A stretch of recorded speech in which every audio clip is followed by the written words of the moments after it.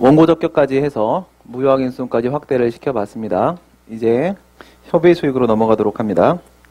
지방의원 제명의결과 임기만료 사건. 우리가 이제 기본 사례에서 협의 수익에 대한 문제는 두 가지 유형이 있을 수 있다고 했고, 하나가 부수되는 이익이고 하나가 가중요건 규정이었습니다. 그 중에 이제 가중요건 규정에 대한 문제를 우리가 풀어봤었습니다. 부수되는 이익이 남아있고요. 물론 이제 어저께 우리가 그 행시 기출문제 보면서 부수되는 이익, 급여상, 인사상 불이익 규정이 있는 경우를 간단히 살펴봤고요. 전형적인 부수되는 이익 문제를 같이 한번 보도록 하겠습니다. 이 문제는 그대로 공무원에 대한 파면 처분 문제로 그대로 연결시키셔도 상관이 없습니다. 그러니까 아까 전에 근로자하고 공무원하고 비교를 했는데 공무원 쪽입니다. 근로자하고 공무원에서 공무원 쪽입니다. 면직 처분이 나왔을 때 취소를 제기했다가 정년에 도달했다고 할지라도 비로소 가능한 부분이 있기 때문에 결과 제거의 이익이 인정되어 협의의 수익이 인정될 수 있다. 그 내용입니다. 그 내용이에요.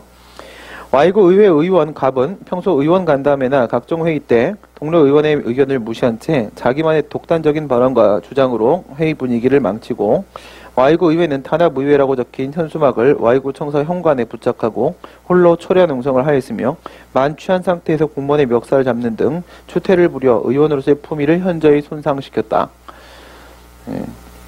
읽으면서 갑자기 누가 떠오르네요. 떠오르는 사람 있을 겁니다. 네. 네. 뭐 이렇게 한 사람이 있죠, 최근에. 네. 정치인 말고 신림동에. 이에 Y구 의회는 갑을 의원직에서 제명하는 의결을 하였다. 네, 제명 의결이 나왔습니다. 제명 의결이. 만일 법원이 갑의 행정송을 받아들여 소송의 계속 중에 갑의 임기가 만료되었다면 수소법원은 어떤 판결을 해야 되는 것인가? 핵심은 뭐예요? 핵심은 협의의 수익입니다. 핵심은. 예. 핵심은 이제 협의의 수익인데, 소송을 받아들여 소송의 계속 중이라고 했잖아요. 그러면 소송의 계속 중에 소송 요건이 흠결되는 경우는 협의의 수익 문제 아닙니까? 그죠? 소송을 받아들였는데, 근데 소송 도중에 소송 요건을 갖추게 되는 것은 행정심판조치주의고, 소송을 받아들인 다음에 소송 도중에 소송 요건이 흠결돼 버리는 것은 협의의 수익 문제죠. 이거 핵심은 협의의 수익인데, 관련 논점들 더 써주시면 좋습니다. 관련 논점들이 좀 더 추가가 될 겁니다. 밑에 뭐 대한민국 헌법, 지방자치법, 지방공무원법 이런 것들을 왜 적어놨는지 관련 논점과 관련된 문제들입니다. 참조조문이 원래 제시됐던 건 아니고요. 아무것도 없었습니다. 근데 제가 참고하시라고 이제 제시를 해 놓은 거고요. 다음 페이지 한번 가보시게 되면은 3페이지에서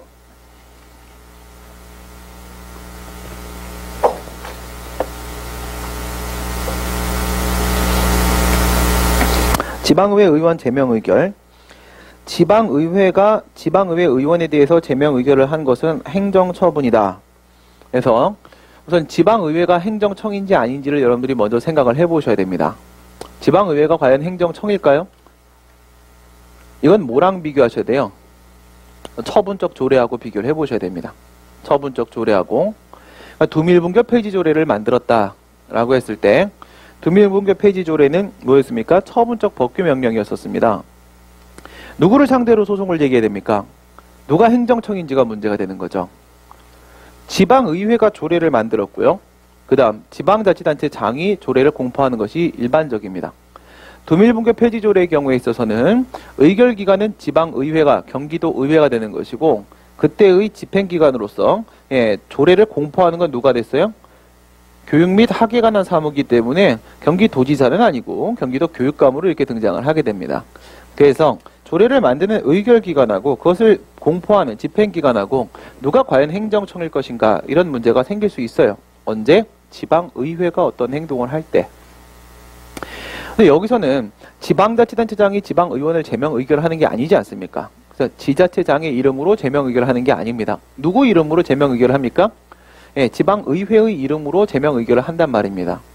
그러면 심리 의결도 누가 하고 지방의회가 하고, 그에 따른 의사 표시도 누가 한다? 지방의회가 한다. 그럼 이 지방의회는 행정청이 맞죠. 행정청이. 이런 걸 뭐라 불러? 합의제 행정청이라고 부릅니다. 합의제 행정청.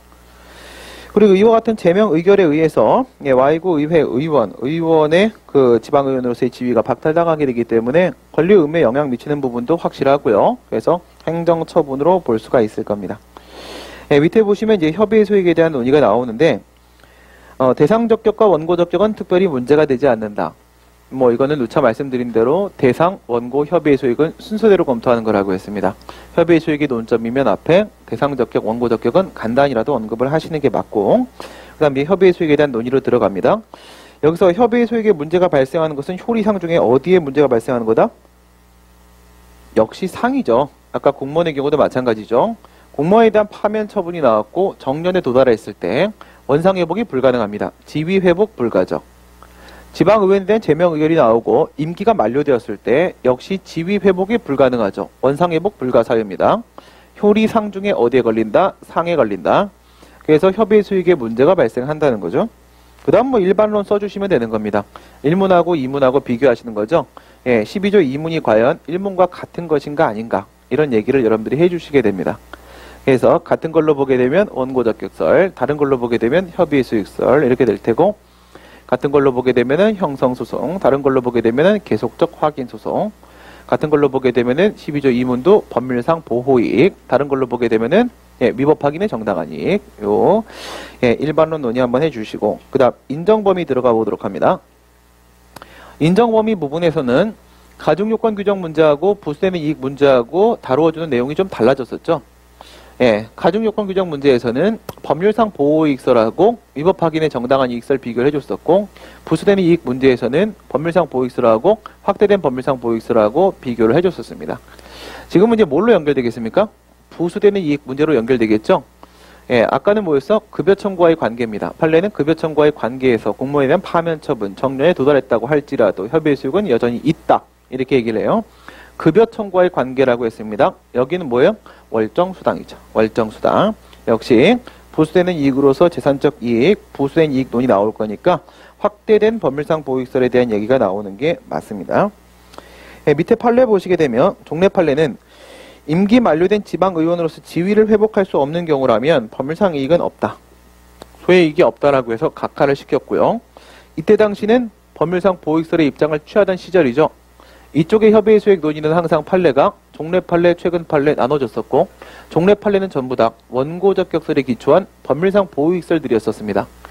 그리고 최근 판례는 확대된 법률상 보호이익설이나 위법 확인의 정당한 이익설로 바뀌는 상황이었었습니다. 최근 판례에 보니까 지방의원의 지위를 회복할 수 없다고 할지라도 다시 말해 원상회복 불가 사유가 발생하기는 했지만 월정수당의 지급을 구할 수 있는 이상 법률상 이익은 있다라고 해서 소의 이익을 인정을 했습니다. 월정수당 이걸 기억하면 됩니다. 공무원은 급여 청구, 그 다음 지방의원은 월정수당 이렇게 들어가는 거죠.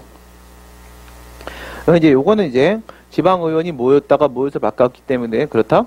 명예직이었다가 지금은요 돈을 받고 있다 이거죠. 그렇죠?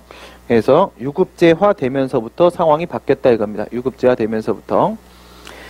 그다음 이 무효확인소송에 대한 문제가 이제 이렇게 간단하게라도 언급을 해주고 넘어갈 필요는 있어요. 왜? 취소송이란 말이 따로 나오지 않았기 때문에 그렇습니다. 취소송이란 말이 따로 안 나왔으니까. 2006년도 유급제가 도입되면서부터 월정수당 문제 이걸 근거로 협의의 수익이 인정될 수 있게 되었다. 근데 여기서 말이에요. 이렇게만 써도 기본 점수는 받을 수 있는데 여기다 이제 추가를 쓴다라고 하게 되면 어떻게 갈 수 있을까요? 얘가 월정수당을 달라고 청구를 했는데 과연 가능하겠는가? 우리 아까 얘기했던 거랑 똑같은 얘기예요. 제명 의결 처분의 효력이 살아있는 이상 월정수당을 달라는 청구 소송은 기각될 수밖에 없다. 그렇다면 어떻게 된다? 제명 의결 처분에 대한 취소 판결을 받아야만 비로소 가능해진다. 이런 얘기 있죠? 그래서 결과 제거 이익의 문제를 여기다가 결부를 시켜주시면 점수는 상당히 올라갑니다. 그러니까 지금 우리가 얘기했던 것들이에요. 그렇죠? 여기서 근로자하고 공무원 우리 비교하면서 얘기했던 문제. 그 결과 제거 이익에 대한 논의를 알고 있는 학생은 거의 없습니다. 그러니까 이런 거 얘기할 때는 월정수당 이렇게 기억을 해요. 그냥 부수되는 이익. 참도 밑도 끝도 없는 얘기들이죠. 판례도 그냥 급여 청구와의 관계 이렇게만 말을 한단 말이죠. 그럼 그게 과연 이론적으로 무슨 의미를 갖고 있는 건지 여러분들이 뒤쪽에서 규명을 해주시면 훨씬 좋다는 거야. 하지만 이 협의의 수익에 대한 논의라면서 중간에다가 본문에다가 그와 같은 얘기를 쓰는 건 저는 반대합니다.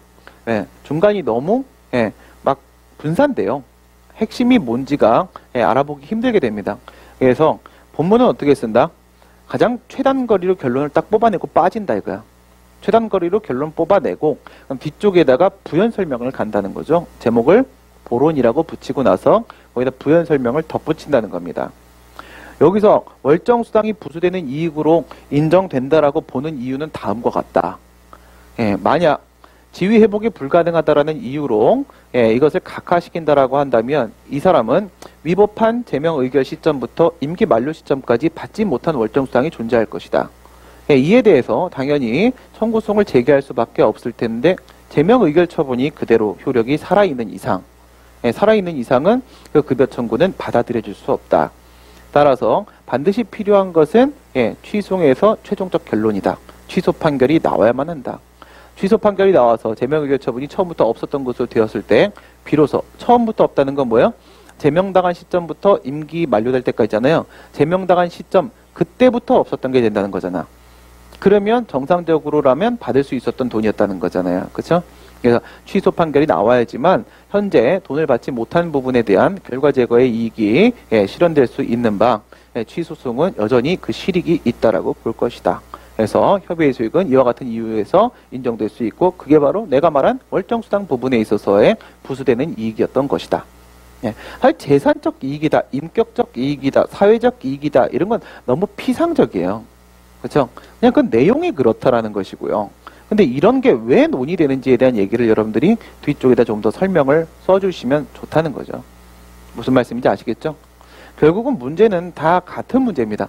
같은 문제인데 이쪽에서 있었던 이론을 여기다가 끌어들인다. 그러니까 우리가 누차 봤던 거 부관에 대한 독립 취소 얘기를 할 때 그런 얘기를 써보면 좋다는 거죠. 여기는 분리가능성설의 입장이 타당하다. 따라서 만약에 불가분적 관계임에도 불구하고 독립 취소를 하게 되면 위법 상태 방치하고 재량권 침해하게 된다. 이렇게 막 끝내지 말고 뒤에다 뭐라고 해? 이와 같은 문제는 결국 처분 변경 판결의 가능 범위에 대한 논의로 이어질 수 있으며 이건 전체 취소를 제기했을 때 일부 취소 판결 가능성의 문제와 상당히 밀접한 관련을 맺고 있다. 그런데 일부 취소 쪽에서는 분리 특정 가능성 양쪽에 대한 논의를 함에도 불구하고 여기서는 왜 특정 가능성에 대한 말을 하고 있지 않는 것인가? 특정 가능성에 대한 문제는 이미 소 제기 시에 소송물에서 특정해버렸기 때문에 그런 것이다. 따라서 분리 가능성에 대한 문제만 해결이 된다면 여기서 독립 취소 판결은 충분히 가능할 수 있는 것이다. 뭐 이런 얘기를 이런 매핑한다는 겁니다. 행정법은 시작과 끝이 뭐예요? 매핑이라는 거죠. 매핑. 그래서 사례를 많이 풀어낸 이유가 바로 그겁니다. 다양한 사례를 풀어보게 되면 결국은 같은 거예요. 결국은 이게 같은 건데 여기서 이 부분에다가 포인트를 맞춰서 질문할 때가 있고 이 부분에다가 포인트를 맞춰서 질문할 때가 있는데요. 아니 이것만 얘기해도 결론 나오고 이것만 결론 나오지만 이건 결국 하나의 내용이란 말입니다. 그러니까 이걸 질문해도 이쪽을 이제 끌어다가 얘기를 하고 이쪽을 질문 이쪽을 끌어다가 얘기를 하고 하게 되면 엄청난 고득점이 나올 수 있는 거죠. 말씀드린 바처럼 과거에도 학생들 그리고 노무사 쪽에서도 마찬가지로 제가 그냥 이렇게 저렇게 하는 말들을 답안지에 그냥 옮겨 적은 친구들이 있어요. 그냥 옮겨 적었는데 점수가 너무 높게 나오더라 이거예요. 도대체 내가 답을 잘 쓴 게 아닌데 뭐 때문에 그런 걸까? 고민의 흔적이 묻어있기 때문에 그렇습니다. 외운 답안이 아니라 직접 고민하고 있는 인상을 줬기 때문에 그런 거예요. 막 사실 생각한 거 아니잖아. 외운 거잖아. 그치? 근데 고민하고 있는 것처럼 보여주시면 되는 거예요. 그런 부분을 이제 뒤에다가 한 5분, 10분 남았는데 아싸! 먼저 끝났다. 막 이러고 나가지 말고. 그죠? 5분, 10분 남았으면 뒤에다가 무조건 로마자 7, 보론. 못 쓸지도 모르고 우선 보론 제목 따세요. 그럼 땄기 때문에 안 쓸 수가 없어, 사람이. 그치? 뭔가를 쓰란 말이야. 그러면 그동안 풀었던 문제들 아무거나 막 연결시켜 보세요. 쓰다 보면 생각이 날 겁니다. 뭔가 연결고리가 어디든 다 있어요. 알겠죠? 예를 들어서 이 문제, 이렇게 임기 만료만 갖고 질문했는데 사실 이 문제 앞에는 그런 질문도 있었어요. 이 소재기는 가능한가? 그 소재기는 가능한가? 한번 우리 같이 살펴보도록 할까요? 뭐라고 했습니까? 지방의회가 그랬어요. 누구에 대해서요? 지방의원에 대해서 무엇을 했다고요? 제명 의결을 했대요. 제명 의결을. 과연 이 제명 의결에 대한 소송은 가능하겠습니까? 소재기 가능성. 이렇게 한번 들어가 보겠습니다. 예. 이 무거운 강단을 굳이 이렇게 띄어놨다는 것은 과연 누구의 행동일까요? 네. 안 그랬었거든요. 그쵸? 여기 제가 이렇게 내려가면은 이렇게 내려가지 않습니까? 그쵸? 네. 네. 전 누군지 알고 있습니다. 네. 여기서 3, 2, 1의 논점이 들어온다는 겁니다. 3, 2, 1의 논점이 들어옵니다. 첫 번째, 지방의회 부분에서 문제가 될 수 있는 건 과연 뭘지 한번 생각을 해보시기 바랍니다. 예, 지방의회가 조례를 만들죠? 예, 조례를 만들었어요. 근데 그 조례안을 공포하는 건 누구예요? 지자체장이죠, 보통은. 그래서 지방의회가 조례를 만들어서 지방자치단체장한테 보냈습니다. 근데 지자체장이 보기에는 이건 말도 안 되는 조례예요. 장난해? 하면서 제의 요구를 합니다. 대통령의 뭐랑 똑같아? 법률안 거부권 행사랑 똑같은 거예요. 조례안에 대해서는 거부권 행사를 하는 겁니다. 제의 요구를 해요. 그러니까 원래는 정족수가 얼마였어요? 조례를 의결할 때 의결 정족수는 일반 의결 정족수여서 과반수의 과반수입니다. 제적의원의 과반수가 출석하고 출석의원의 과반수가 찬성하면 조례는 만들어집니다. 근데 지자체장이 뭐야? 그리고 다시 돌려보내면 이게 가중된단 말이지? 그래서 제적의원의 과반수가 출석하고 출석의원의 3분의 2가 찬성을 해야만 재의결이 됩니다. 재의결이 되면 더 이상 제의 요구는 안 되는 겁니다. 이제는 확정되기 직전까지 가는 거예요. 이렇게 되어 있습니다. 근데 재의결을 했는데 이게 법에 위반되는 거예요. 지방자치단체장은 이제 여기에 대해서 뭘 해야 됩니까? 소송 제기해야죠. 그쵸? 내부적으로 해결이 안 되잖아. 그럼 소송을 제기할 수밖에 없죠. 이게 바로 지방자치법에 보면은 172조 3항에 그게 있어요. 조례안 재의결 무효확인성이라는 게 있습니다. 조례안에 대해서 재의결했죠? 재의결된, 아직은 조례가 아닙니다. 재의결된 안에 대해서 무효확인성을 제기하는 거예요. 조례는 뭐니까? 위법이면 무효니까 무효확인성을 제기하는 겁니다. 근데 이거는 1심 법원이 어디예요? 대법원입니다. 1심 법원이 대법원이에요. 그렇게까지 놀랄 것까지야. 대법원입니다. 걔가 최종심이고 걔가 1심이에요. 근데 소송 제기한 친구는 누구고 소송 받는 친구는 누구예요? 누가 지금 열렸어요? 지자체장. 그렇죠? 누가 만들었어요? 지방의회. 지방자치단체장하고 지방의회하고 싸우고 있는 거죠. 그러면 얘는 뭡니까? 같은 지방자치단체 내의 행정기관들입니다. 그렇죠? 한 놈은 의결기관, 한 놈은 집행기관. 같은 지자체 내의 행정기관끼리 싸워. 근데 소재기하는 놈도 행정기관이더라 이거야. 이런 소송이 무슨 소송이에요? 기관소송이죠. 지방의회가 한 제명의결입니다. 지방의회가 하는 조례안 의결 및 재의결입니다. 지방의회 나오면 무조건 기관소송 한마디 들어갑니다. 이건 어디서 배우는 거야? 행정소송의 한계에서 배우는 거죠.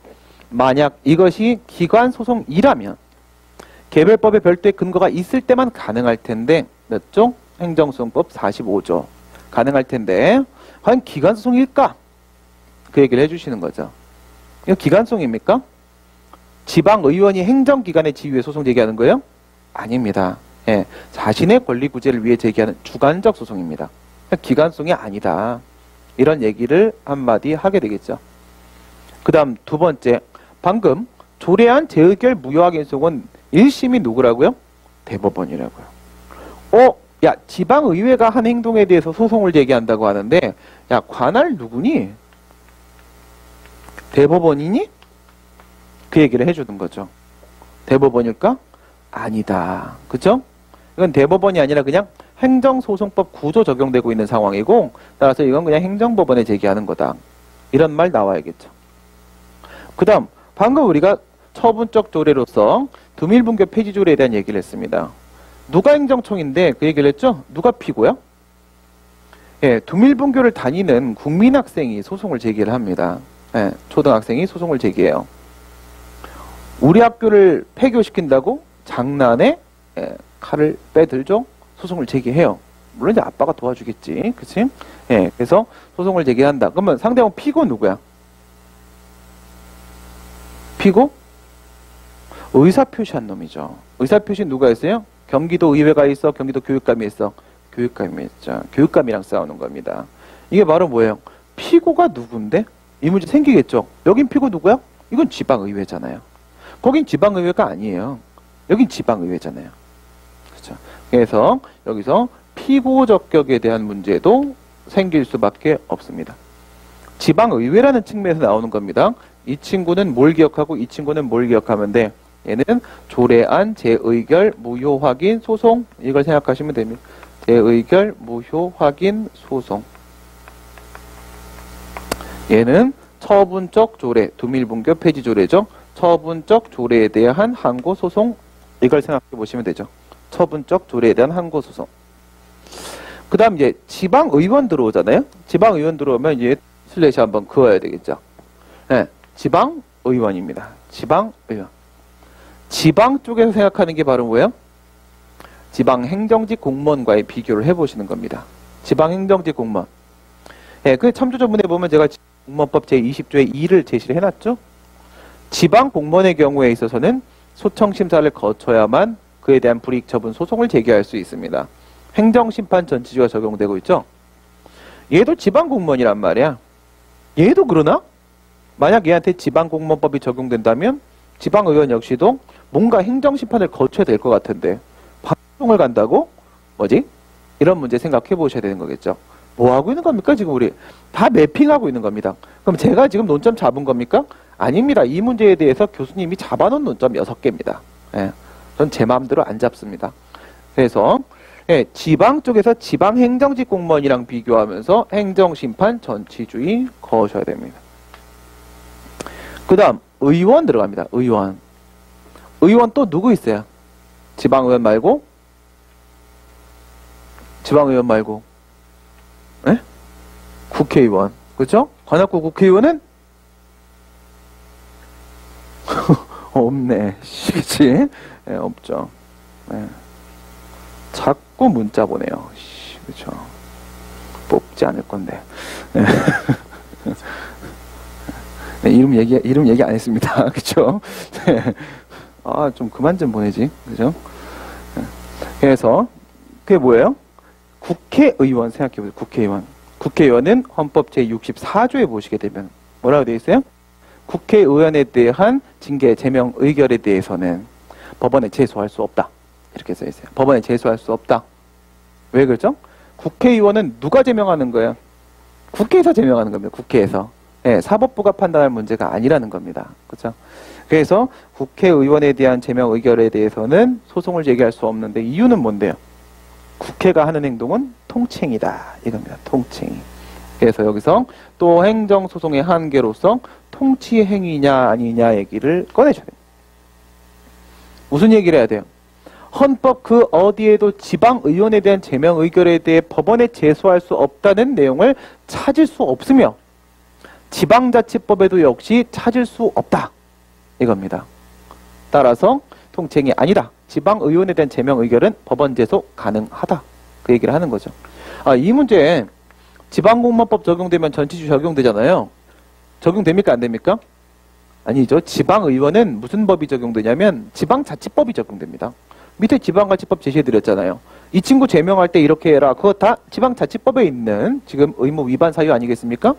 지방자치법 적용되는데요. 여기서 끝나는 건 아니지. 지방공무원법 피했다고 전치주의 안 적용돼. 이렇게 끝낼 수 있는 건 아니에요. 뭐지? 지방자치법 적용된다고 해도 지방자치법 그 어딘가에 전치주의 규정이 있으면 또 전치주의입니다. 근데 지방자치법 그 어디에도 행정심판을 거쳐야만 소송 제기할 수 있다는 말은 없다. 이거예요. 전치주의 적용 안 되죠. 통칭이 아니고요. 그 다음에 제명의결. 이건 뭐 얘기해야 돼요? 이거는 대상적격이죠. 뭐 이건 그냥 안 잡아도 우리가 할 말입니다. 대상적격은. 그래서 321의 구도로 들어갑니다. 321의 구도로 기간소송, 피고적격, 관할법원, 전치주의, 그리고 통치행위, 대상적격. 다 써야 점수 주겠다. 이게 교수님 강평입니다. 네. 그래서 321로 외우지 않는 이상 방법이 없습니다. 그럼 여러분 어떻게 해야 돼요? 지방의회 나오면 이놈을 떠올려야 돼요. 지방의원 나오면 두 개를 떠올려야 되고요. 그거 할 수 있으면 되는 겁니다. 또 어떤 조합으로 들어올지는 모르는 문제니까. 그쵸? 저거 나오면 3개, 이거 나오면 2개. 이렇게 여러분들이 하시면 됩니다. 됐고요. 네, 협의의 수익에 대한 얘기를 또 살펴봤고, 그 다음에 안락여중 입찰 참가 자격 제한 처분 사건. 이제 이거는 제가 왜 이거를 갖고 왔냐면 이미 우리가 정보공개 영역에서의 저걸 봤죠? 처분사의 추가 변경. 이제 나중에 3수항 가면 입찰 참가 자격 제한이라는 것이 과연 처분인지 아닌지에 대한 문제까지 막 제가 치고 들어갈 건데 여기는 뭐 큰 문제는 없습니다. 나중에 보면 좀 복잡합니다. 최신 판례가 좀 바뀐 게 좀 있어서 이 문제 자체는 복잡하진 않고요. 갑은 정당한 이유 없이 계약을 이행하지 않았음을 이유로 입찰 참가 자격 제한 처분을 받았다. 이에 대해 갑이 취소로 다투던 중, 또 똑같은 표현 나왔죠? 소송의 계속 중입니다. 소송의 계속 중, 처분사유 추가 변경을 의심할 수밖에 없고, 처분청은 당초 처분사유 외에 위 계약 당시 관계공무원에게 뇌물을 준 사실을 처분사유로 추가했다. 처분사유 추가 변경의 추가 부분이 되는 거죠. 네, 추가 부분이 됩니다. 예, 소송상 행위의 효력을 인정할 수 있겠는가? 소송상 이것은 과연 허용되는 것인가? 이렇게 나와 있습니다. 처분사유 추가 변경이 과연 인정될 수 있겠는가? 없겠는가? 뭐 이런 문제죠. 밑에 보시게 되면요. 제 10호가 밑에 이제 첫 번째 당초 사유가 국가를 당사자로 계약에 하는 법률 시행령 76조 1항 제6호입니다. 6호고 그 다음 다른 사유가 10호입니다. 그래서 6호에다가 10호를 이제 더하는 문제인데 사실 이거 이제 의미는 없습니다. 이 문제가 너무 쉽고 그냥 뭐 정당한 이유 없이 계약 이행하지 않은 것. 당시 물론 참조조문은 없었습니다. 여러분 문제는 지금까지 참조조문이 등장하지 않았습니다. 이거 하고 뇌물 준 거하고 기본적 사실관계 동일성 당연히 인정이 안 됩니다. 그렇죠? 그럼 시간상 한계 문제 생깁니까? 입찰 참가 자격 제한 처분 한 시점하고요. 뇌물 준 시점하고 한번 생각해 보세요. 뇌물을 먼저 줬죠. 그렇죠? 뇌물을 먼저 줬으니까 당연히 처분 당시에도 뇌물 준 사실은 존재하고 있는 겁니다. 그러니까 시간 상한계 문제 안 생기고 실제 상한계에서 기사동 논의만 하시면 되는데 기사동 깨지니까 처사치면 안 돼요. 왜 이 말씀을 드리는 거냐면 제가 지금 걱정스러운 부분이 바로 산재 거부 처분 심사 재심사 이쪽 들어가는 파트에 있어서의 처분사의 추가 변경. 요거거든요. 그러니까 최신 판례도 있고요. 처분사의 추가 변경이 이 이후로 안 나왔어요. 11년도 이후로. 너무 오래됐습니다. 원래 매년 나왔습니다. 여러분들한테. 처분사유 추가 변경은 단골 메뉴였었단 말이지. 근데 안 나온 지가 너무 오래됐습니다. 근데 또 유치하게 이런 식의 처사 추변이 들어오지는 않을 겁니다. 그럼 뭔가 심판이나 이의신청, 즉 심사, 재심사 이런 데다 걸고 들어올 거란 말이죠. 하나 더 끼고 아니면 처사 추변 걸고 사시문제처럼 기속력 같이 걸고 이렇게 들어오든지 그쵸? 트라이앵글로 들어오든지 뭔가 퓨전으로 변형돼 들어올 겁니다. 처사 추변 여러분들이 잘 기억을 좀 해놓으시라고 해놓은 거고 뒤에는 답안은 여러분들이 뭐 읽어보시면 그 뭐 중학교 이상 나오셨으면 누구나 이해할 수 있는 수준이고 간단한 문제고요. 그 다음에 거부처분 취소 판결 이후에 재거부 경우의 수. 이거는 기속력 문제의 이제 완결판입니다. 이게 기속력 문제 완결판인데 이런 걸 우리가 뭐라 불러요? 2010년도죠. 이런 사례의 이름을 준사례라고 부릅니다. 준사례. 사례처럼 땡겨 먹었지만 사실은 단문이더라 이거지. 그럼 여러분 사례가 어려워요? 단문이 어려워요?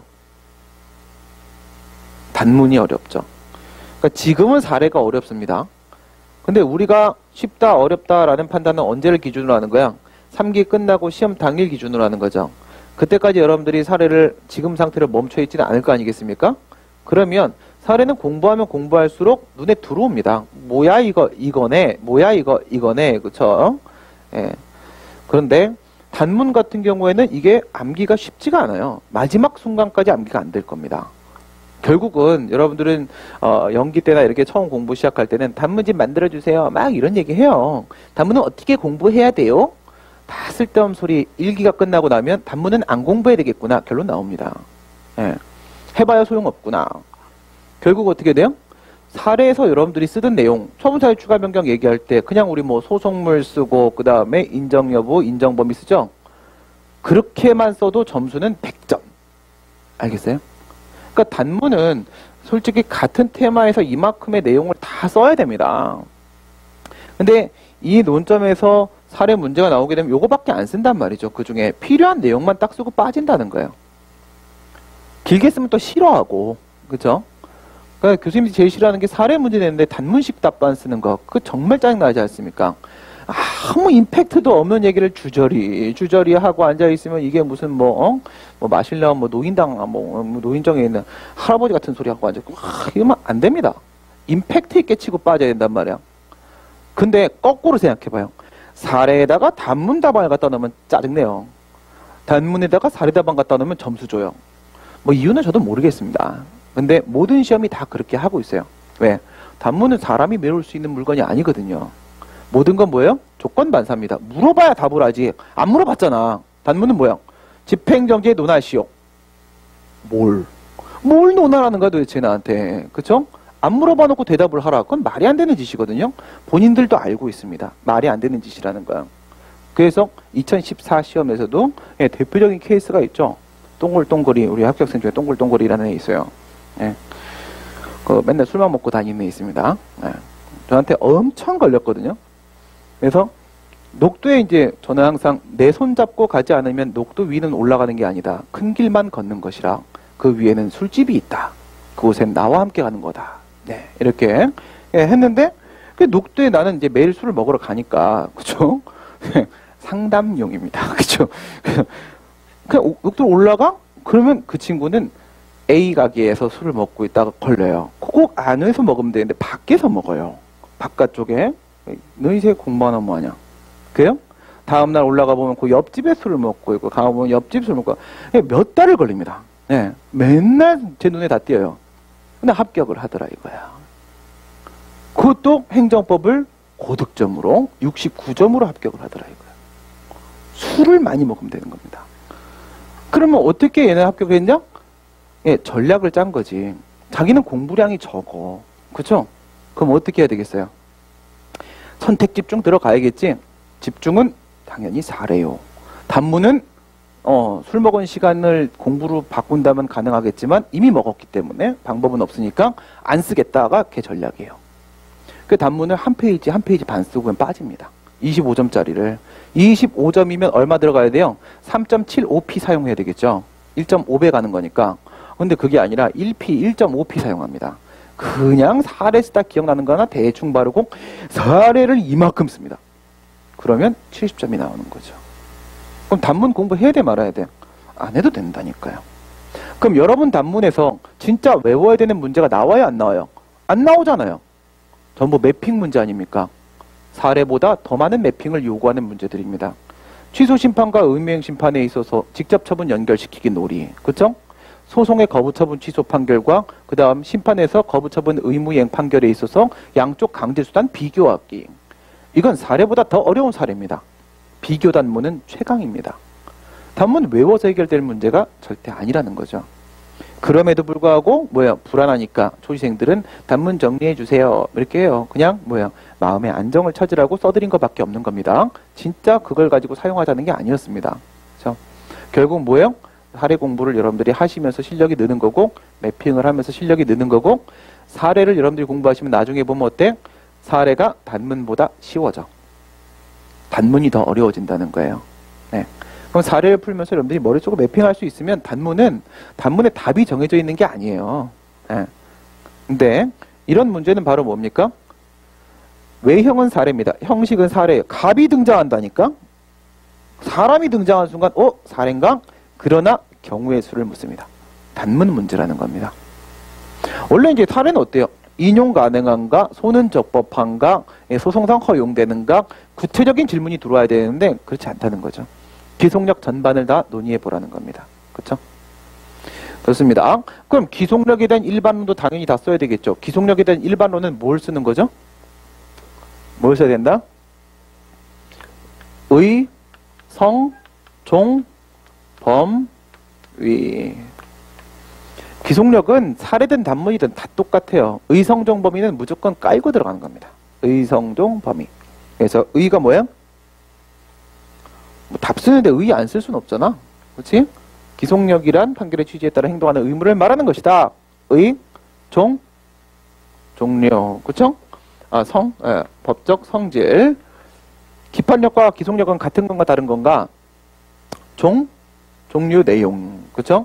반복금지 의무, 재처분 의무, 원상회복 의무. 적용 범위, 주관 범위, 객관 범위, 시간 범위. 그래서 적용 범위. 기속력이 위반되면 어떻게 되나? 위법, 무효. 그쵸? 위반, 효과. 이건 우선 이제 깔고 들어가는 거야. 깔고 들어가고, 그러면 이 중에 핵심은 뭐야? 뭐, 의에서 문제가 생기겠어? 성질에서 문제가 생기겠어? 그쵸? 종류야. 그 중에 하나 골라 사용하는 거고, 사례라면, 그쵸? 위반 효과야. 그냥 무효가 되는 건데, 여기서 뭔 문제가 생기겠어? 이게 취소냐, 무효냐, 이런 견해 대립 따윈 없단 말이야. 항상 핵심은 범위. 이렇게 치고 들어오죠. 범위를 치고 들어와서 주관 범위, 객관 범위, 시간 범위. 주관 범위 치고 들어오는 문제 본 적 있습니까? 그런 문제는 없단 말이야. 그쵸? 당연히 부수되는 행위든 처분행정청이든 관계행정청이든 뭐 들어올 겁니다. 그쵸? 예, 행정청. 여기는 그냥 패스야. 그 다음에 객관적 범위, 시간적 범위. 시간적 범위야. 위법성 판단 기준시 표준시고 처분시니까. 처분시니까 어떻게 본다고요? 처분시 이후에 발생한 사유 가지고 다시 동일한 내용의 처분을 한다 할지라도 기속력 위반은 아니다. 시간적 적용 범위를 벗어났으니까 적용이 안 되고 적용이 안 되면 위반도 아니다. 이거 사실 단순해요. 그죠? 단순한데 문제는 바로 여기서 발생을 하더라 이거야. 여기서 발생을 하더라. 어저께도 이 부분에 대한 질문을 헷갈렸던 거죠. 처분 사유는 과연 무엇인 거고 그 다음에 여기서 위반 사유는 과연 무엇인 거고 그래서 그 처분 사유니 위반 사유니 청구 사유니 이런 것들을 여러분들이 좀 헷갈려 한단 말이에요. 우리가 소장에다 적을 때 청구 취지를 적으면 그 밑에다가 뭘 적어요? 청구 취지가 왜 그런지 그 이유 있다라는 근거를 제시하죠. 그런 걸 우리가 청구 이유, 청구 원인 이렇게 얘기를 합니다. 청구 원인. 그 다음 이유 제시 과정에서 처분을 할 때 처분 내용을 적죠. 야, 너 세금 내. 이렇게 적고 왜 내야 되는지 처분 이유, 처분 사유를 제시를 하게 됩니다. 판결문에서 판결 주문에 처분은 취소한다. 이렇게 딱 써놓고 나서 밑에다가 뭐라고 써요? 왜 취소해야 되는지, 왜 위법인지 그 판결 이유를 적게 됩니다. 그렇죠? 소장에 나오는 청구 취지와 청구 이유, 청구 원인입니다. 그렇죠? 이유 제시, 처분 통지서에 나오는 처분 내용, 처분 이유, 처분 사유입니다. 그 다음 판결문에 나오는 판결 주문, 판결 이유, 판결 이유입니다. 청구 원인, 처분 사유. 그리고 여기 있는 여기 뭐예요? 처분 사유. 판결 이유, 그쵸? 세 번째 거. 판결 이유. 이걸 여러분들이 구별하실 수 있어야 돼요. 그쵸? 어저께 제가 카톡에 그런 답변을 드렸는데, 노조법 2조 4호 라목. 근거하여 뭐한다? 거부한다. 그러면 노조법 2조 4호 라목? 이건 처분 사유잖아요? 근데 이 거부 처분은 위법이라고 해 취소 판결을 내려. 거기에 있는 위법 사유, 판결 이유 부분에 있는 위법 사유는 뭐예요? 노조법 2조 4호 라목 위반. 이렇게 되는 거죠. 2조 4호 라목은 뭐가 돼? 처분 사유. 2조 4호 라목 위반. 이건 뭐가 돼? 위법 사유. 위반 사유가 되는 겁니다. 그쵸? 판결 이유 부분에 있는 거야. 그런 걸 여러분들이 구별을 하실 수 있어야 되는데 그 얘기를 좀 해보려고 하는 겁니다. 그 얘기를. 우선 이제 기본 구도 A, B, C, D, E, F 스퀘어 이론 가지고 먼저 한번 머리 회전시키고 그리고 들어가도록 하겠습니다.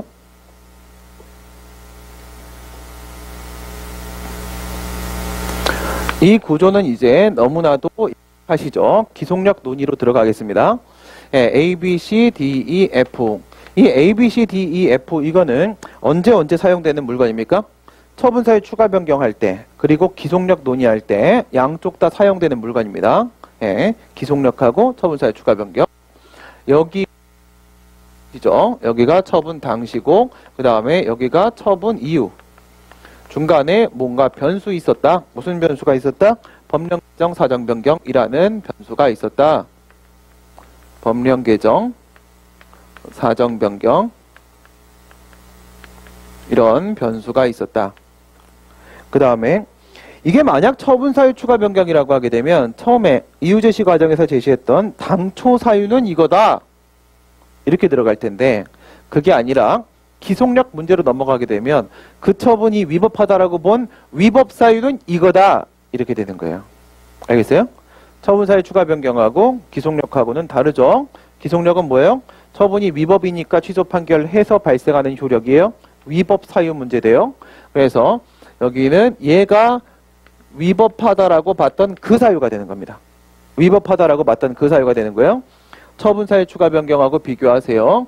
예, 기속력에서는 B가 위법 사유가 되는 거고, 그 다음 처분 사유 추가 변경에서는 B가 당초 사유가 되는 것이다. 당초 사유가 처분 사유 추가 변경 이렇게 되죠. 그 다음에 얘하고는 어떻게 기사동의 인정이 된다. 얘는 인정이 안 된다. 그 다음 밑에 것들은 얘하고 원칙적으로는 기사동의 인정이 안 된다. 이렇게 들어갔었죠. 이걸 우리가 처분 사유 추가 변경이라고 얘기했을 때는 어땠어요? 당초 사유 기사동 인정되는 A 사유로의 추가나 변경 허용, 기사동 인정 안 되는 C로의 추가 변경 허용 안 됨. 그 다음 D, E, F로 가는 거는 시간상 한계도 실제상 한계도 다 위반되기 때문에 안 됨. 이렇게 했었죠. 이걸 이제 기속력으로 바꿔. 그럼 이게 위법 사유야. 이게 위법 사유고 그냥 쉽게 가려면 동일 내용의 처분을 했다. 동일 내용의 처분을 했다. 더 쉽게 가려면 아까도 거부였고 이번에도 거부다. 재거부 처분을 했다. 동일 내용이란 건 뭐예요? 내용이란 건 요번에도 거부라는 내용이다. 이거죠. 요번에도 거부다. 동일 내용의 처분을 또 했다. 근데 처음에 사유로 제시했다가 위법하다라고 해가지고 거부가 취소된 건 뭐 때문에 그래요? B라는 위법 사유 때문에 그런 거예요. 그 처분에는 B라는 위법 사유가 있었기 때문에. 그죠? 그러면 이번에 A라는 사유에 근거해서 다시 또 거부했다. 기속력 위반이에요, 아니에요? 위반이 맞죠. 그쵸? 왜? A에 근거한 거부이든 B에 근거한 거부이든 B에 근거한 거든 A에 근거한 거든 그 거부는 같은 거부란 말이야. 같은 거부니까 기속력 위반이죠. 똑같은 잘못을 다시 범한 것이다. 그러나 C에 근거한 거부는 어때요? B에 근거한 거부와 C에 근거한 거부는 다른 거부다. 전혀 별개의 문제이기 때문에 그러니까 법원은 어디까지 판단해 본 거예요? 법원 여기까지 판단해 본 거예요. 사실 A까지 판단한 거나 마찬가지란 얘기죠.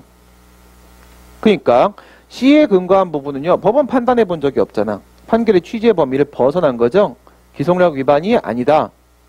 밑으로 내려가 버리게 되면 그러니까 애당초 위법성 판단 기준시 벗어나 버렸잖아요.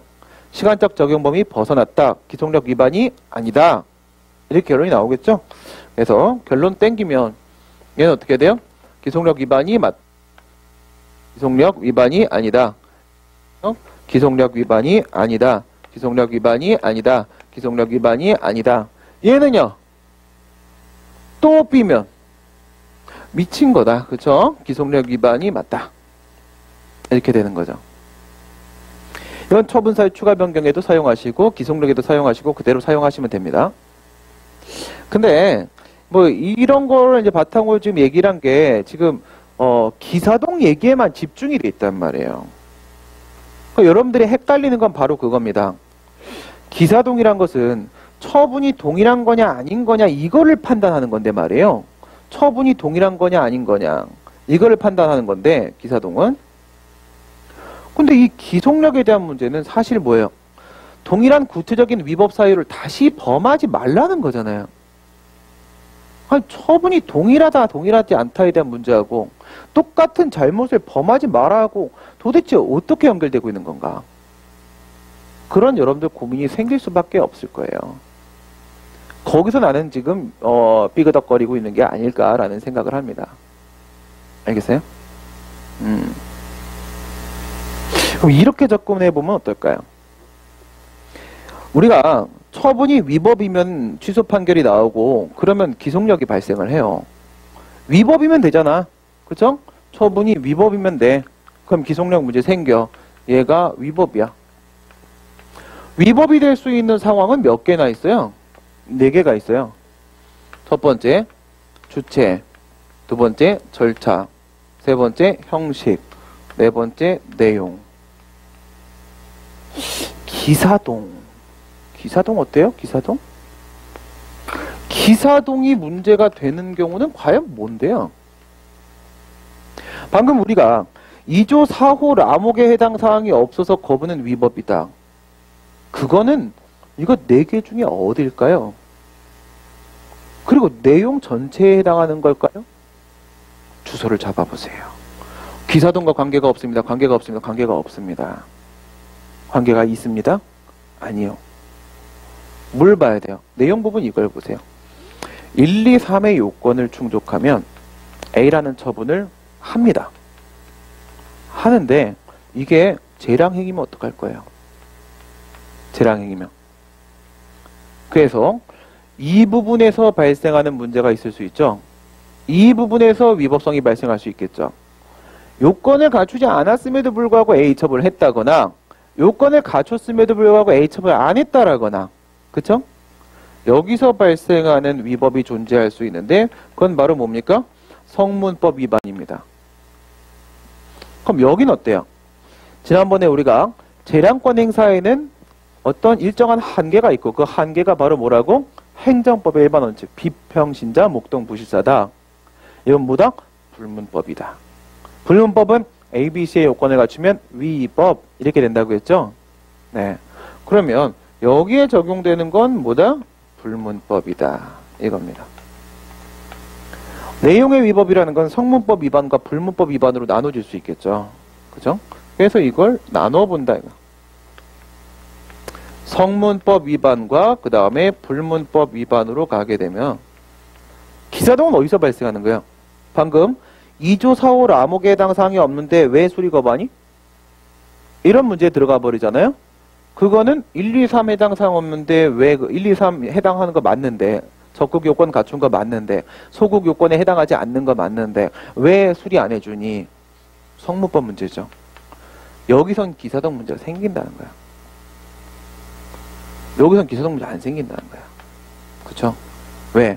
기사동이라는 것은 그게 동일한 처분이냐 아니냐 동일 사유에 근거한 처분이냐 아니냐 이런 문제란 말이에요. 동일 사유에 근거한 처분이냐 아니냐 이런 문제야. 그럼 우리가 사유를 얘기하면서 불문법에 근거한 사유로 처분을 하고 그러는 건 아니거든요. 그렇죠? 이 부분이 처분 사유로 등장을 하는 거란 말이야. 이 부분이 처분 사유로 등장했는데 말이야. 여기가 처분 사유 문제로 등장을 했는데 여기서 뭐가 발생한 거야? 여기서 위법이 발생한 거야. 여기서 위법이 발생해서 얘가 뭐가 되는 거야? 얘가 위법 사유가 되는 거야.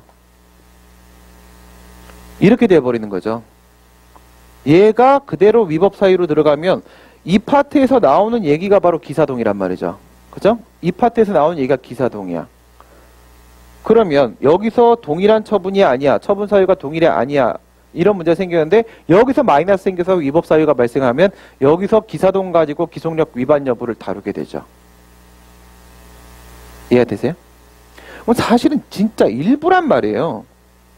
진짜 일부란 말이죠. 그러니까 기속력 문제가 기사동으로 시작해서 기사동으로 끝나는 게 아니라고요. 처분사유 추가 변경은 분명 어디에만 집중되어 있으니까 여기에만 있는 거잖아. 처분사유 추가 변경은. 기속력 문제는 여기에만 있는 것도 아니고 이런 데도 있는 거란 말이야. 그럼 기속력은 기사동으로 시작해서 기사동으로 끝나는 문제가 아니라는 거죠. 그래서 뭘 생각해야 돼? 구체적 위법 사유입니다. 구체적 위법 사유.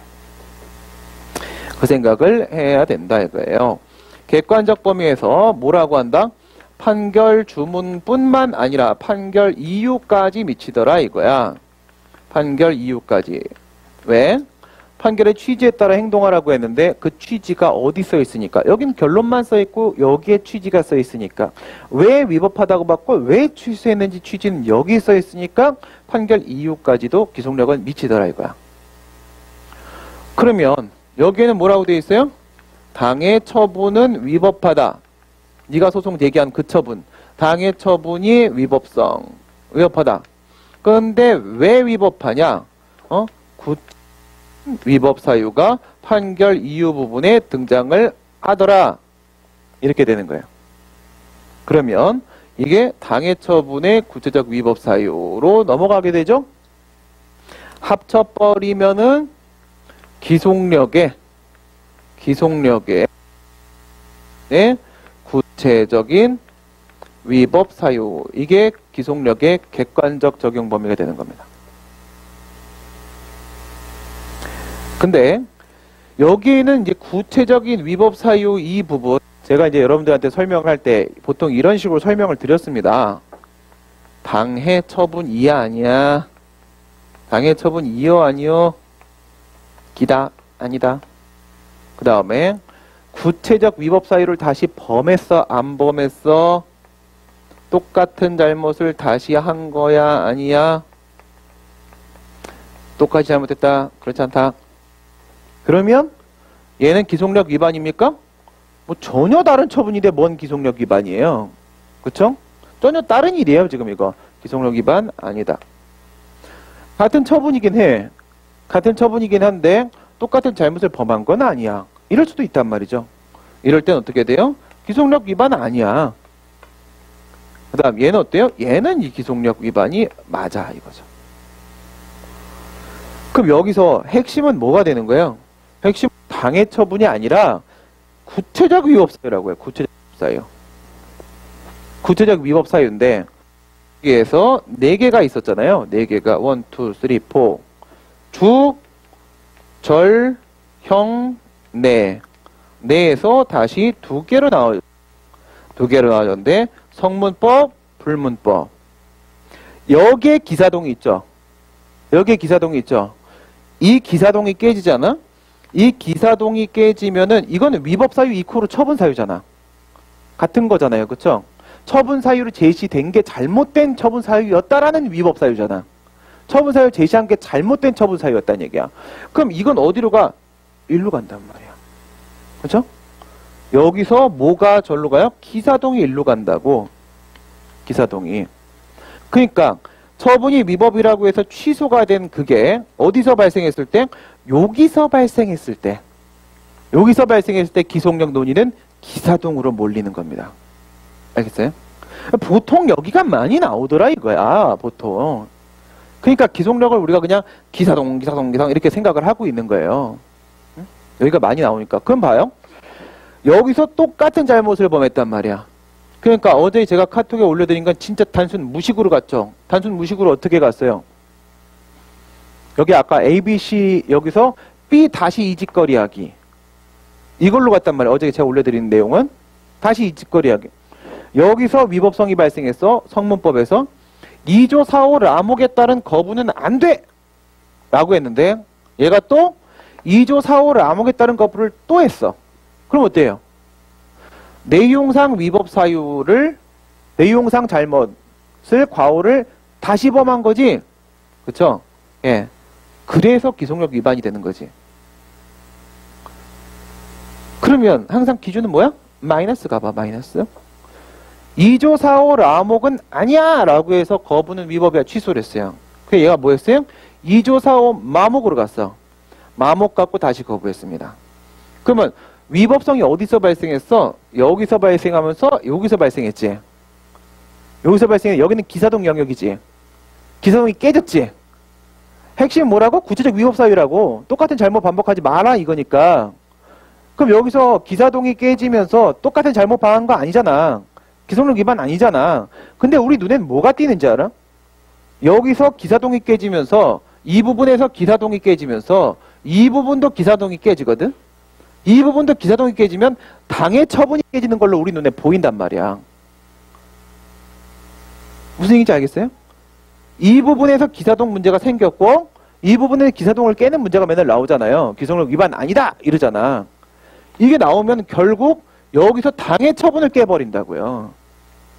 그럼 뭐랑 뭐가 연결되어 있는 거야? 내용의 성문법 쪽하고 여기 당해 처분 여부 부분이 똑같이 연동되고 있는 겁니다. 이 부분이. 그러니까 판례가 그런 말을 하는 거야.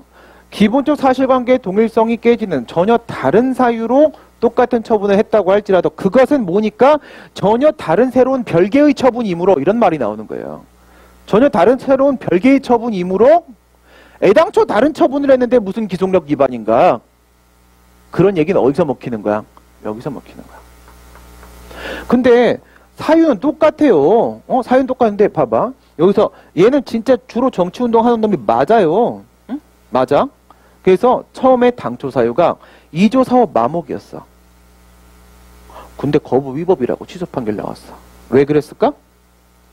이유 제시를 안 했네. 이유 제시를. 뭐가 걸린 거야? 절차의 하자가 걸린 거야. 절차의 하자가 걸렸어? 그럼 이번에 어떻게 해요? 이번에 이유 제시 하는 거야. 그럼 사유 바꿔? 아니야. 제대로 된 사유였거든. 2조 4호 마목 다시 걸고 들어가. 다시 걸고 들어가면서 이번에는 야 지난번에 내가 말 안 해서 미안하다. 이번에 제대로 말해준다? 하면서 2조 4호 마목이었어. 지난번 그 사유가. 라고 알려줘. 이유 제시를. 그럼 기속력 위반이 아니야. 아니잖아. 얘가 잘못한 건 뭐예요? 절차의 하자잖아. 이유 제시 안 한 게 잘못인 거잖아. 그쵸? 그럴 때는 어때? 이건 그대로 기사동은 유지되고 있다고요.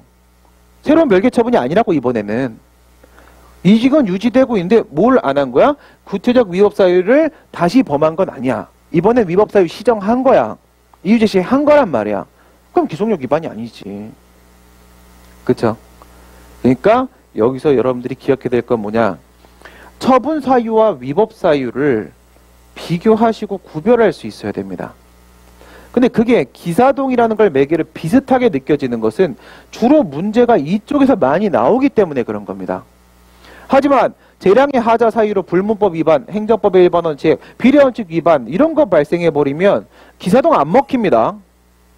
주체 절차 형식 이걸로 등장해버리면 기사동 안 먹힙니다. 알겠어요? 기사동으로 끝내버리는 게임이 기속력은 아니라는 거예요.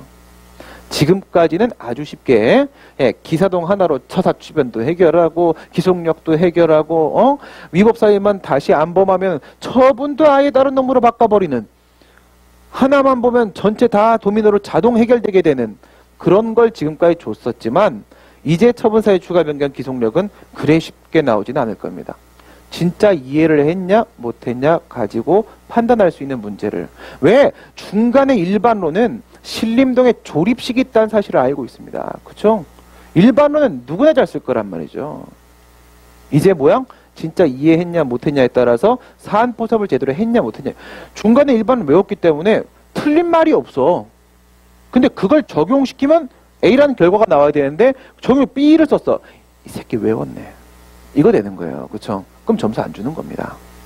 그래서 사례를 많이 풀어보고 궁금한 게 있으면 그때그때 여러분들이 질문을 하셔야지 해결이 뭘 궁금해할지 전 모른다는 겁니다. 알겠죠? 네. 일주일 동안 고생들 많이 하셨습니다. 다음 주에 월요일날 하루만 더 심화학습 2회독 하루만 더 좀 사용을 하도록 하고요. 그 다음에 화요일부터는 심판으로 넘어가도록 하겠습니다. 예, 주말에 복습들 잘 하시고 푹 쉬시고 다음 주에 건강한 모습으로 뵙겠습니다. 수고하셨습니다.